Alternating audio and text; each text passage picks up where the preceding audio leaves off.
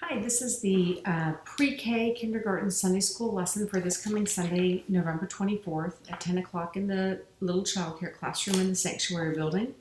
The kids are reading a story called A Shepherd's Music from 1 Samuel chapter 16, verse 14 through 23. This is what the story card looks like. It's pretty short. And there are, in parentheses here, it says show sad face, show harp, show happy face. So I have these cutouts that go along with the story. There's a harp, there's a sad King Saul, and there's a happy King Saul. So the story, and you can also let the kids look at them and interact with them as they want to as well. So the main theme today is about helping others. And so in this story, the harpist helps King Saul feel better by playing pretty music.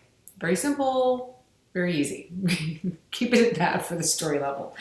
But one of the things it talks about in this first page, which is kind of the overview, I've highlighted it right here. It says children must first notice feelings and experiences of others to recognize they need help, and it can be challenging for little kids. And so often you're saying, how do I know someone needs help, right? Maybe they're making a facial expression that indicates anxiety, stress, sadness, something like that. Maybe it's the way they physically look, and I think that can be challenging for little kids to. I know when we pass out the bags that we make to give to the homeless, when Nora was younger, anyone on a street corner, she assumed was homeless. And, it's like, how do you know? and you don't want to insult someone, right, by offering them free stuff when they're just waiting for a bus. So what the activities I have today actually are not in the lesson. We have this coloring book. Oh, hang on a second. This book, Coloring Without Borders, that we have, that we bought, the proceeds from it support not separating families at the border. And so, but it's got just it's a coloring book where you basically fill in everything, right? So I have 2 pages, and there's 4 copies each, which I think will be more than enough because you kind of just had Rosie recently, I think. So, but the first one is like complete the face. And this might be a good place also to have a discussion of what is the facial expression saying, right? So with just the mouth and, oh, what does that mean? Is this person sad or sleepy? Clearly we have someone happy. This person might be surprised. They might be nervous. So it's a good way to kind of talk to the kids about what does this face say to you? How do you recognize who in this would you think needed help?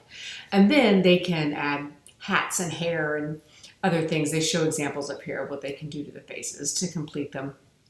Or maybe they want to change something else on the face, right? So that's available. The next page is more blank, where they need to create their own faces. So they have a series of hats on this page, and they can draw a circle at the bottom, right, and draw their own face in there. How do you think someone would be feeling who's wearing this hat, or this, or this, or this, or this, and why? Maybe ask them, so if there's a baseball player who's sad, maybe it's because they lost the World Series and they're very sad. Fair. So both of these are available, and I hope the kids will have fun with those. I think it's a neat activity. In the past, when we've done this lesson, we've done things like created musical instruments, like a harp. That can be time consuming and harder for the young kids, although Rosie could probably do it. But that's why I wanted to go to something like this, where it's really about recognizing emotions and talking through that process. Because I think that at this age, that's something they might be struggling with. So I'll have the materials for all of that in the child care classroom. And if you have any questions, let me know. If you read through the lesson and want to do another activity, anything else in there you want to do. Thank you so much.